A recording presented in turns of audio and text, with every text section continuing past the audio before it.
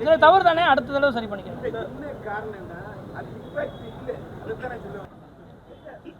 எல்லாருக்கும் வணக்கம். தம்பி பிரசாந்த் பாண்டியராஜுடைய இயக்கத்தில் மாமன் படத்தோட ப்ரெஸ் ஷோ முடிஞ்சு உங்களை சந்திக்கிறோம். இந்த தருணம் எப்படி நீங்கள் படம் பார்த்துருப்பீங்க. அந்த படத்தில் அந்த எங்கள் அக்காவுக்கு குழந்தை பிறந்து அந்த குழந்தைய வாங்குறதுக்கு எப்படி எல்லோரும் வெளியில் நின்னோமோ அப்படி ஒரு சூழல் தான் இப்போ நிற்கிது. அந்த மாதிரி தான் வெளியில் இருந்தால் நீங்கள் உள்ளேருந்து வர்றப்ப உங்ககிட்ட என்ன ஒரு பதில் வருது அப்படின்னு, என்ன நினச்சி இந்த படத்தை இயக்குனர் எடுத்தாரோ, என்ன நினச்சி இந்த படத்தை இந்த கதையை நான் பண்ண நினச்சனோ அத்தனை உழைப்பும் எல்லாமே பதில் பிரசுக்காரங்க உங்கள்கிட்டருந்து வந்துருச்சு. இந்த படம் மிகப்பெரிய ஒரு வெற்றி படம் அப்படின்னு எல்லாத்தையும் அழுக வச்சிருச்சு. நிறையா பேர் ஒரே ஒரு வார்த்தை அக்கான்னு சொல்லி தம்பி என்னை அக்கான்னு சொல்லிட்டு போனாங்க. ஒரு படைப்புக்கு இதை விட வேறு எதுவுமே இல்லைன்னு நினைக்கிறேன். நான் அவ்வளோ பேர் எனக்கு எனக்கு எனக்கு எங்கள் அக்கா ஞாபகம் வருது, எனக்கு எங்கள் மாமா ஞாபகம் வருது. ஒரு அண்ணன் சொல்லிட்டு போனாங்க, என் குழந்தைகிட்ட பேசின ரொம்ப நாள் ஆச்சு, அந்த குழந்தைக்கு இப்போ நான் திருப்பி ஃபோன் பண்ணும் போல் இருக்குது அப்படின்றாங்க. இதுதான் இந்த படத்தோட ஒரு வெற்றியாக இருக்குன்னு நான் நினைக்கிறேன். இந்த படம் உங்ககிட்ட ஃபஸ்ட்டு மெயின் அதுதான், உங்ககிட்ட ஒரு நல்ல படமாக நல்ல படைப்பாக இந்த படம் வந்துருச்சு நான் நம்புகிறேன். நீங்கள் எல்லோரும் சொன்னதை வச்சு உங்கள் முன்னாடி நாங்கள் சொல்கிறேன். இதுக்கப்புறமே இதை மக்கள் மத்தியிலும் கரெக்டாக இதை கொண்டு போய் இதே மாதிரி ஒரு ரிசல்ட்டு ஆடியன்ஸுக்கு நான் வரும்னு நான் நம்புகிறேன். ரொம்ப ரொம்ப நன்றி.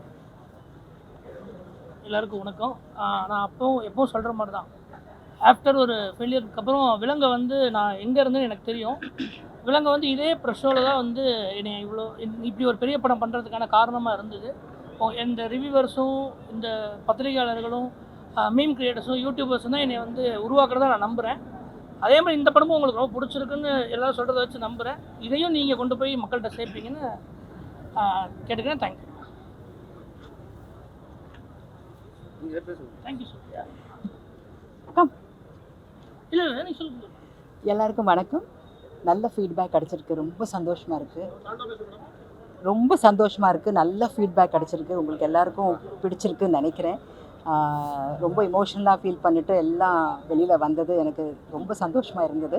இந்த மாதிரி படங்கள் இப்போ இருக்கிற சூழ்நிலைக்கு கண்டிப்பாக தேவைங்க. இந்த பாண்ட்ஸ், இந்த உறவுகள் பற்றி இப்போ இருக்கிற இந்த குட்டி ஜென்ரேஷன்ஸ்க்கு நிறைய சொல்லப்படலை, டைம் இல்லை சொல்கிறதுக்கு யாருக்குமே.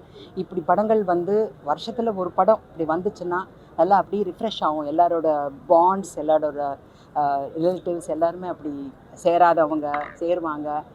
இப்படி நமக்கு இல்லையே, தூரமாக இருக்கிறாங்க இப்போ எல்லாரும் இப்போ சேருவாங்க, குடும்பமாக போய் படம் பார்ப்பாங்கன்ற ஒரு நம்பிக்கை எனக்கு கண்டிப்பாக இருக்குது. ரொம்ப சந்தோஷமாக இருக்குங்க. எனக்கு ஒன்று தோணுச்சு, எனக்கு என்னென்னா இந்த மாதிரி படம் இப்படி ஒரு படத்தை கேபி சார் இல்லையே பார்க்குறதுக்கு நினச்சேன்னா, அவர் இந்த படத்தை பார்த்துருந்தாருன்னா ஒவ்வொரு டிபார்ட்மெண்ட்டுக்கும் ஒரு வாழ்த்து மடலே எழுதியிருப்பார். ஒரு எடிட்டிங்க்கும், மியூசிக்கும், டைரக்டருக்கும், ஆர்டிஸ்ட்டுக்கும் கூப்பிட்டு அவர் லெட்டர் கொடுப்பாரு, எப்படி நம்ம பண்ணியிருக்கோங்கிறது. அவர் இல்லையே இந்த படம் பார்க்குறதுக்குன்னு நான் ரொம்ப நாளுக்கு அப்புறம் இந்த படத்தை பற்றி எனக்கு அவ்வளோ பொக்கிஷமாக தெரியுது. Thank you so much. இந்த படத்தை கொண்டு போய் சேர்க்கணும், நீங்கள் எல்லாருக்கும் சேர்க்கணும்.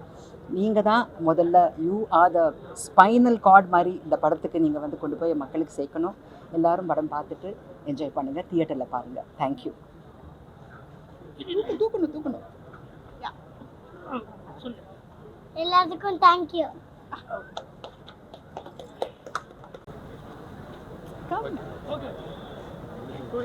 உங்களுக்கு எனக்கு ஏற்றுக்கிற மாதிரி ஒரு ரோல் தான் நான் எப்போவுமே இருக்குன்னு நினைக்கிறேன். அவர் இப்படி கேட்டார், ஆனால் இப்படி தொடுமாயிடுச்சு. ஸோ உங்களுக்கு ஏற்றுக்கிற மாதிரி உங்களுக்கு ஏற்றுக்கிற மாதிரி ரோலில் தான் எப்போவுமே நடிக்கணும்னு நினைக்கிறேங்க. இதுவுமே இந்த இன்பான்ற ஒரு கேரக்டர் கதையை ரொம்ப மீறாமல், மற்ற ஆளுகளை ரொம்ப மீறாமல், ஒரு ஃபேமிலியில் அந்த இன்பான்ற ஒருத்தர் எந்த அளவுக்கு இருப்பானோ அதுவாக தான் நான் கரெக்டாக பொருந்திருக்கேன்னு நினைக்கிறேங்க. ஸோ கதைக்கு தேவையான ஒரு ஆக்டராக இருக்க ஆசைப்படுறீங்க. இந்த அண்ணன் வரும் என்னங்கண்ணே,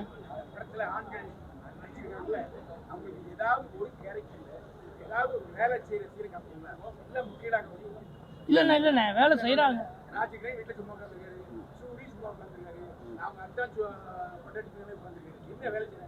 இல்லை அதுதானே என்னன்னா, ஹோட்டல் பிஸ்னஸில் அவங்க மாமா வேலை செய்கிறாரு. இல்லை பேக்ராப்பில் தான் ஒர்க் பண்ணியிருக்கோம், அது நிறைய எடிட்டிங்கில் போயிடுச்சுண்ணே. கோச்சுக்காதீங்க, இதில் தவறு தானே, அடுத்த தடவை சரி பண்ணிக்கிறேன். ஓகே புரியுது. அதே மாதிரி இந்த படத்துல சூரிய டம்மி ஆக்கிட்டு ராஜ்கிரண் அந்த அழ வச்சது அவங்க தான். பையனும் அதே மாதிரி கிளைமேக்ஸ்லயும் அவனை கொண்டு வந்து அவரை டம்மி ஆக்கிட்டாங்க. அப்படி தெரியும் எனக்கு. அதான் எல்லாரும் சொல்ல மறுக்கல. இதுதான் உண்மை. ஓகேண்ணே ரைட். ஸ்கோர் பண்ணிருக்கு. இல்லை அண்ணன் பார்வையில் அப்படி இருந்திருக்கலாம். ஓகேண்ணே. இன்பான்றவனுக்கு என்ன முக்கியத்துவமோ அந்த மாமனாக இருக்குது அதுதானே கரெக்டு. கடந்த படத்துல வயலன்ஸ் அதிகமா இருந்தது, ரொம்ப ராவா காமிச்சிருந்தீங்க. இந்த சப்ஜெக்ட் வந்து கம்ப்ளீட் கான்ட்ராஸ்டா, ஃபுல் எமோஷன்ஸா சூரி சாரை வச்சு இவ்வளவு ஹோல்ட் பண்ண முடியும் நீங்க நினைச்சதுக்கான காரணம் என்ன? இது இந்த காலத்துல இப்படி ஒரு எமோஷன்ஸ் கொண்டு போகலாம் அப்படின்னு நினைச்சதுக்கான காரணம் இல்லை அதுதான் எனக்கு சேலஞ்சிங்காகவே இருந்தது. இந்த கதையை சூஸ் பண்ணது காரணம் என்ன, அதான் போன படத்தில் அண்ணனே திட்டினாரு ரொம்ப கெட்ட வார்த்தையாக இருக்குன்னு. அதாவது கெட்ட வார்த்தையே இல்லாமல் ரொம்ப சாஃப்டாக வயலன்ஸே இல்லாமல் உறவுகளுக்குள்ளார ஒரு ஒரு ஒரு லவபுளாக ஒரு படம் பண்ணணும்னு ஆசைப்பட்டோம்.